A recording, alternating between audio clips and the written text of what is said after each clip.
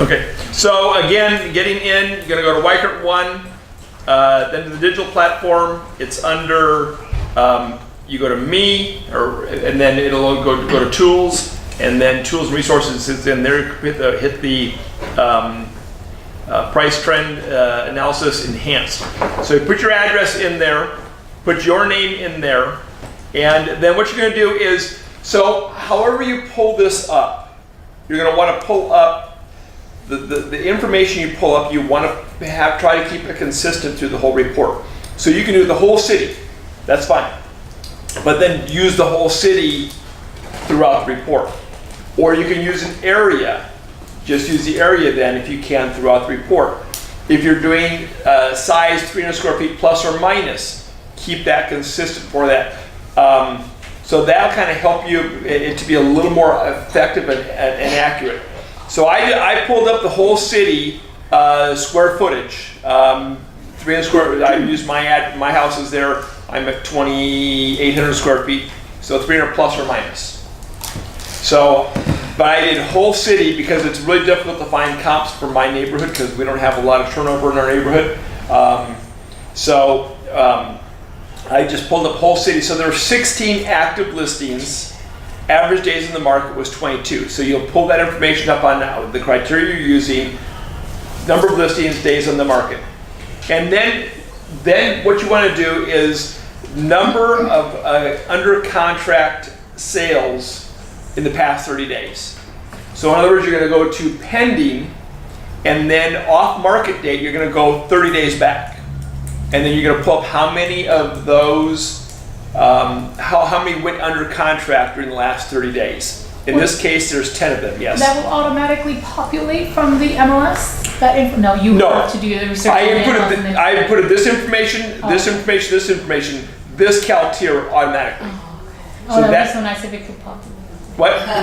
Yeah. If it could populate? Yeah, it fell into there, but okay. Yeah, so okay. sorry. Yeah, that's okay, that's good to have. So what it does do when you put that information in, it gives you the market absorption rate. So in this case, homes from 2,500 to 3,100 square feet in Oakley are it'll take 1.6 months to absorb those homes based on what's going on right now. So I'll calculate. Now, if I change my parameters, I would get a different number there because it have different numbers up on there. But this gives me a picture of in Oakley on those. So that's all you're doing on the first page is you're doing that information there. Okay? Then you're going to go to the second one, the calculations. Okay? You gotta zoom in again. Yes, I got that.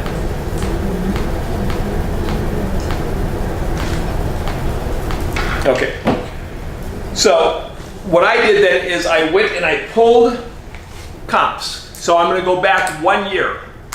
The first one they're asking for is comparative closed sales 12 months ago. So what I do is I went back 13 months, and I went from, December 23rd through January 20th. December 23rd, 2016 through January 23rd, 2017. No, 17, because I'm back a year. So I pulled December 2016 through January 2017. So that's 12 months back. So that gave me a snapshot from there. So then I found the properties, found ones that were good comps. I printed those sheets out. Important that you do that, otherwise you're back and forthing and it's just a pain. So print the sheets out, then you do the same thing.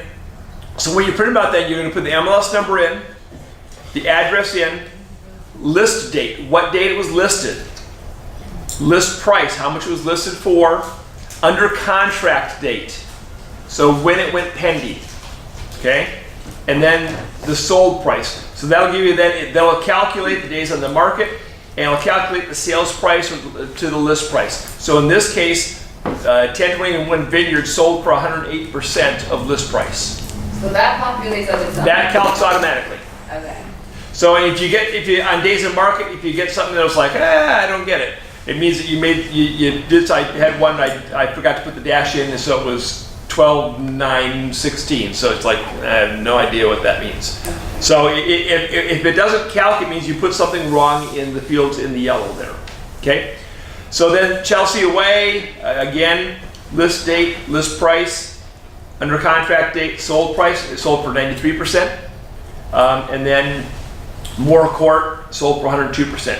So average of 100, so then it gives you on the bottom, average in the market was 16, average sold price was 533, average list price was 546, and 101% of sale price to list price. And again, the more properties you have, the better information you get. Yes? But this is only if you want to know what the trend was a year ago. No. No, okay. Nope. That's, yeah. I did it. We'll show you. Okay, so then the next one is you're doing the same thing for 6 months ago. Sold 6 months ago. Okay? So you're pulling those up. Again, 102%, 101%, 102%. Days in the market was 35. So we went from 16 days to 35 days on the market 6 months ago versus a year ago. Sales price average 514. And again, these are based on the comps that sold at that time. Which, and then what you're doing under under contract the past 30 days. What went pending and what closed. And you know what? I just pulled pending. I did not pull closed. I should have pulled closed because that probably would have helped me out some. So mine's probably a little off. I should have had probably some closed in there if there were some. So I just pulled the pending so it didn't give me a sold price. I for some reason just was doing pending because that's doing the first page, and so I didn't pull closed. But for the sake of argument here, put the same information in there. Again, you print those out, put the information in, and I don't have sale price to list price because of that. So once you've got all that information in there, third tab is just kind of basically explains things.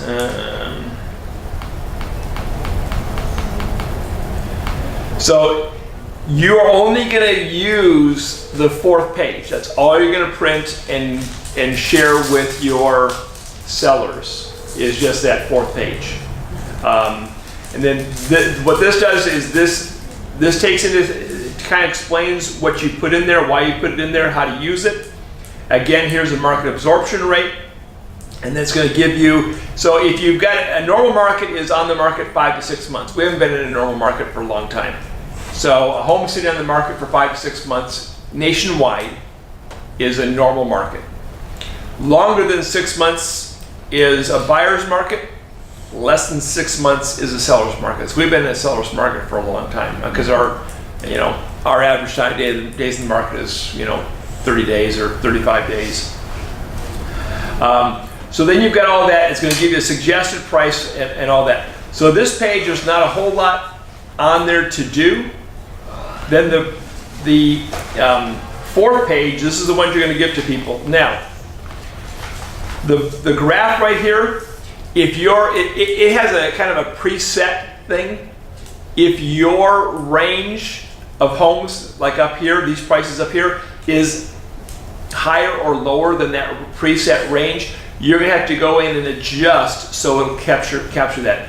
If you've got XL, you're going to go to unprotect sheet, and then you'll put a code in URW, Weichert, URW, and then unprotect, and then you're going to click on the numbers down here, and you're going to do format major grid lines. It'll pop over here. Oops, not grid lines, sorry. It always takes a little bit of time to figure out. Yes. Format axis. Okay, format axis. And then it's going to, over on the right here, it's going to give me what's your minimum number and your maximum number. So in this case, my numbers run between 500 and 600 for the stuff. So I just did a range of 480 to 720. And then once I did that, then this graph that you see on there showed up. So you change it over here, you're going to double click on here. For if you've got a Mac and you don't have Excel on there, it's going to automatically use numbers, and to change that, what do you do on numbers to get that graph on there? So to change that, you're just going to, sorry, I have to open it. But all you do is you click on the graph itself. Once it'll show a separate tab under format on the side, and you'll click chart. Once the chart comes up, it'll show a range that it has listed. So the home that it defaulted from 200 to 400, but because the trend is going up, I clicked on chart and changed both numbers. So it's really easy. I think it's easier than Excel. I'm just an Excel person, so I can show you guys if you guys like have a Mac and don't want to download Excel. I can show you guys later and just go over it with you. But I'm better at showing than I am explaining.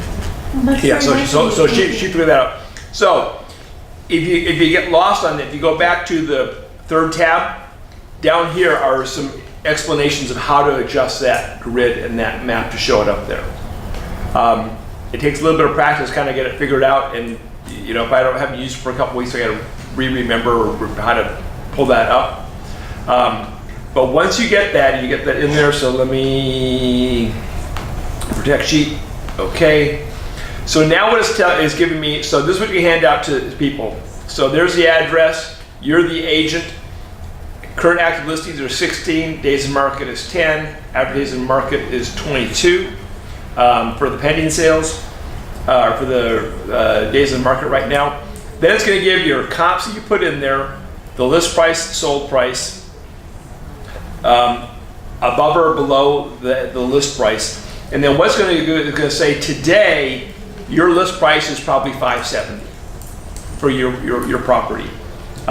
Expected price for close is probably going to be $580. That's what it's calculating out. And here's the trend. So from January of 17 to July of 17, there was a dip in the prices. So a softening, which may be contrary, but that just happened to be that 30-day window that's in there, and there was a dip in there. There was an adjustment of prices in there. But from that, they're seeing is that the trend's going up. So in January 18, you figure about 580, and then they're saying December of 8, by the end of the year, up over 6. I don't think that's going to be a trend that's going to hold. I think there'll be some going up of prices, but I don't think it's going to go that high. Again, it's taking those and giving a trend, and we need to remind people trends can change. Will it go up $100,000 by the end of the year? Probably not. So if we're down in San Jose, it could go up a couple $100,000 in San Jose. But it's a really cool tool. It gives information right in one thing. So it's saying the future price is $594 to $598, and that's probably 6 months down the road is what they're saying there. But right now they're saying that the number they're suggesting is $570. You'll have to kind of work that through, and some of my comps are a little bit off. I did not adjust my prices on some of them. So what you can do to get an even more accurate picture, because I was trying to get everything all finished up here, so I didn't adjust. But some of the closed ones in here, they had pools and stuff like that. Mine doesn't. So I should have adjusted the sales price down for that. And you can do that. And if you do that, just let people know. You just put a little note in there that I adjusted these because your house doesn't have, my house doesn't have a pool. These ones that I use for comps, the homes are comparable, but they had a pool, so I adjusted the price down $25,000 for that. I should have done that, but I was just in a hurry to get this done. So this would change this graph a little bit. This number, probably 570, would probably be closer to 560 on there. So you can adjust those numbers in there that you input into there. Just make sure you make a note of it. It says put an asterisk by the address. So it'll pop up, those asterisks will pop up here.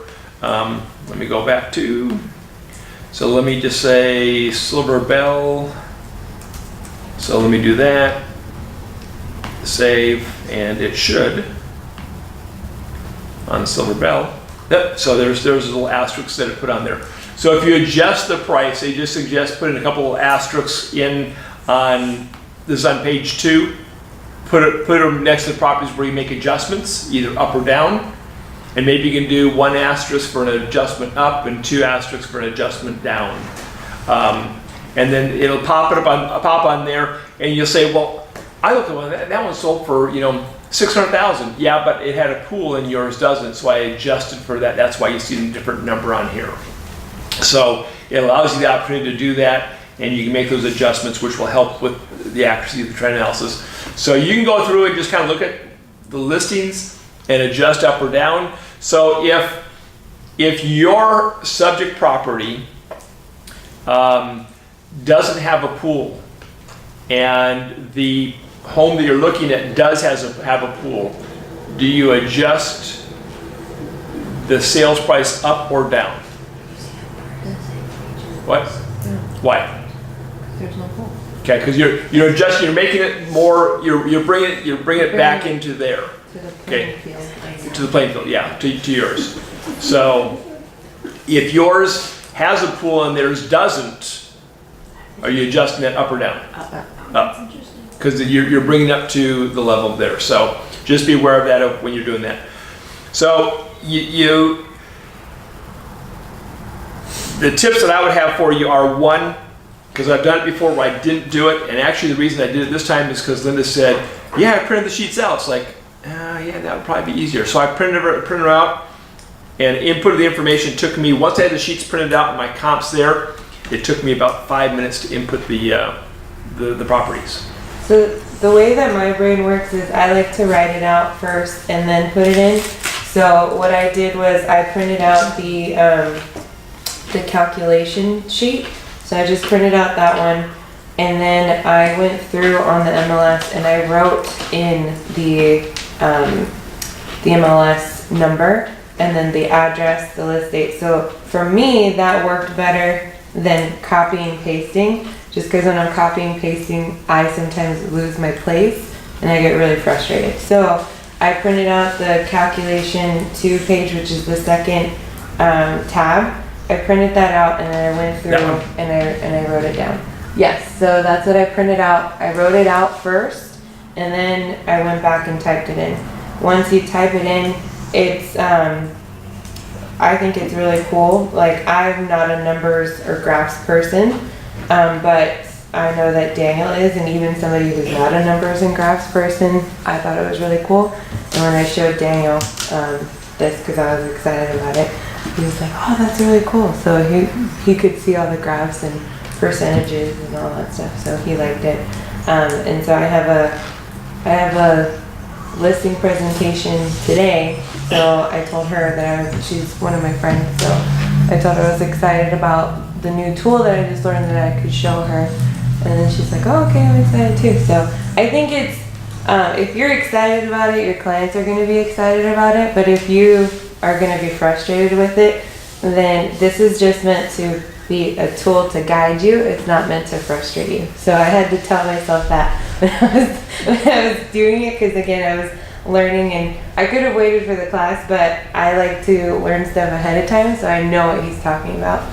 So it frustrates me if I'm like, what are you talking about? I'm just going to go on Facebook and handle this later. But yeah. Okay. So a couple key principles. 1, garbage in, garbage out. So if you put bad data in, you're going to get bad data out. So make your adjustments, make your calculations on there so that you get good data, which I did not do on this because I was doing a quick setup. Print the sheets out, and you can either handwrite it out like Linda did, or I just sat with the sheets and just put the information in there and put that in there. But then the third thing is make your adjustments. So in the same way you do any other thing, you say, well, you know, yeah, yes, Mr. Johnson, you know, your house, you know, is beautiful. However, it's 2,000 square foot, you know, smaller than the one that you're talking about. You don't have a pool, you don't have a garage, and you're missing your roof. So we're You're in the back. probably adjust your price just a tad. So it can be a really good, effective tool and give you information, and people see the trends. Now, if I would go back through, and I'm probably gonna do it just so I can see what the difference is. I'm gonna go back and make adjustments based on stuff actually as it is with mine that I did not do. It'll give me a more accurate. But I was tight for time. I was too busy trying to cut my thumb off last night that I had to finish up this morning with this. But it is good, helpful information. And the more information you put into here, the better. So use consistent information all the way through. That'll also help you to do that too. So, and this tool is also, in some areas, it's really easy to get good comps. In some areas, some types of homes, it's really difficult to get. If you're doing farmland out there, houses on, you're gonna have some struggles. You're gonna have to do a lot of adjustments to the numbers to make it work. So, questions on that? To me, the biggest thing is just trying to adjust that graph, because it's kind of takes some work, but once you get it down, it goes pretty smoothly. So again, if you have a Mac, if you're in, I can't even get out of here when I push on price trend analysis. The same It doesn't do here. anything. Yeah. There's something wrong with their site right now. Oh, okay. I thought it was just me. No. No, yeah, wouldn't let me go on there. I was having the same I problem. can't even pass go. Yeah, it's again, recognize that they're transitioning everything over, so there's gonna be some glitches with some of the things here and there. They'll fix them, and I'll let them know that, hey, this isn't popping up right now. So no, I just try to get on a few. But fortunately, I've done this sample one up yesterday, so Okay, good. so Okay. just so the Mac users know, if you pull it up on numbers, it's going to, if you don't have Excel already on your Mac, it's going to automatically pull it in numbers, and the calculations for numbers is different than it is for Excel.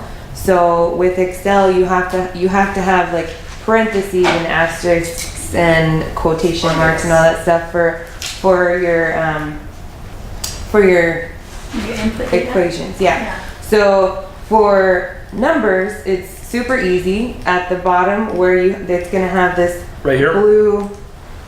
No, go to the second tab, calculations 2. Okay. So Oops. There we go. where Dave has the 546, 650 under average, go down where it says average. Where? Yeah. So if you click on that, so if you see, click on it again. I don't know why it's doing it. But anyway, so if you were to click on that, it should automatically pop up with what the equation is. So it has all these weird things in there. For numbers, you just do equal, type in average, and then you're going to click the first number in list price and drag it to whatever one is your last number. Then it's going to take the average of all of those. You're going to continue to do that for the following numbers. However, the last set under the percentage, you won't have to change that. So the only thing that you'll have to change, and again, if I'm Right here. here, if you need me, Yeah, I'm I gonna won't- definitely I'll need come you back. because right now it sounds like Charlie Brown. Yeah. Because I can't get on. Well, because I can't get on it. Yeah. So Yeah. it's like Do you if I have can't, Excel? I think I do. Yeah. So- Well, that's what she's saying. Yeah, I know, if you don't Excel have it. automatically populates the Yeah. formulas. Yeah. The other ones you have to figure it out. if I Excel- keep paying for it. So So Excel. right now I do because I keep paying for it. But if I stop, then I'll. So Excel has it. This is made for Excel, so it automatically has all the equations in there. If you don't, it's just a simpler equation method. So I can go over it with anybody that wants to. But I'm just letting you guys know that because I was getting frustrated because I couldn't figure out how the equations were working. So I figured it out, and then bringing it over, You it call it actually makes it a lot easier. Again, on the last thing where it says print PTA price, that's the only thing you're giving to your client.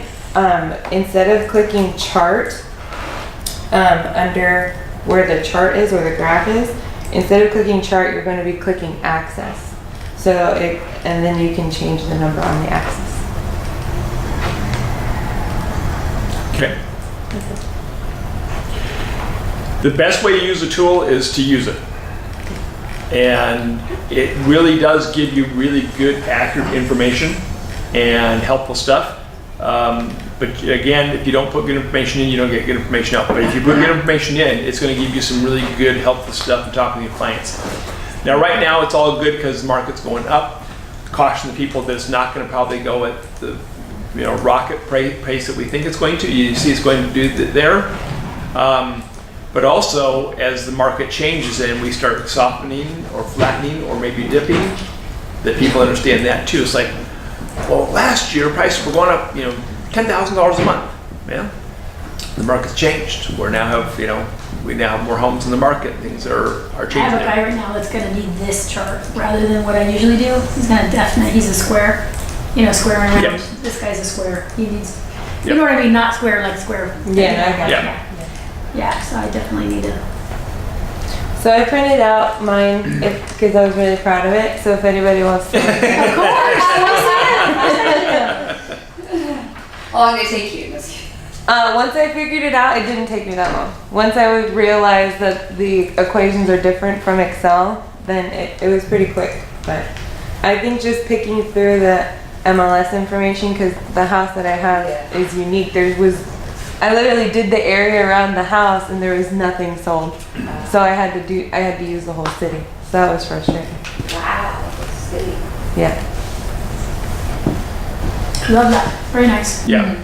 So it is a really good tool. It's something that others are not using, and it really does give you some good, accurate information, and visually help people to see kind of what's going on and what they expect.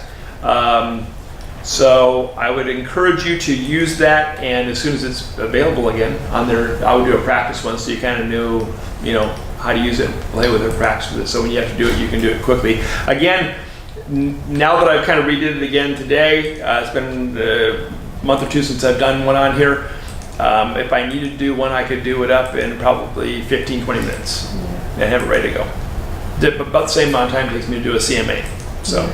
I like this better than the CMA because CMA you have like all the houses listed there, but here it puts it in numbers, like it's clear facts. Whereas like when you have the CMA, it's fluffy. This is like to the point. Okay. Right. Perfect. And again, I remind you, be patient with the all the Weichert stuff here as they're getting down to one. Something's gonna work some days, not gonna work the other. Things gonna be in different places today than they were yesterday. So it's gonna be in flux a little bit here as they get this all put together. They're trying to add things in as they do it. It just takes some time to do it, but it's all gonna be one place to log in and everything will be there, which will be really nice. So, and how they've laid it out, I like how they've laid it out. It just getting used to where everything is and finding stuff, but it's laid out well. So, okay, perfect. And we do have a meeting next week, and I think we do not the following week. But I will send out. I'm going to send the schedule out so everybody kind of knows what's going on. Okay, so we were doing breakfast at MJ's. Oh, next week, yeah, breakfast at MJ's next week. Anybody that wants to just come and hang out and get breakfast, I'll send out a note on that. So, The 31st. kind of a casual hangout time. At what time? Let's just do Same time? 9. Will that work? Yeah. So 9 o'clock. MJ's wants to go. That was right.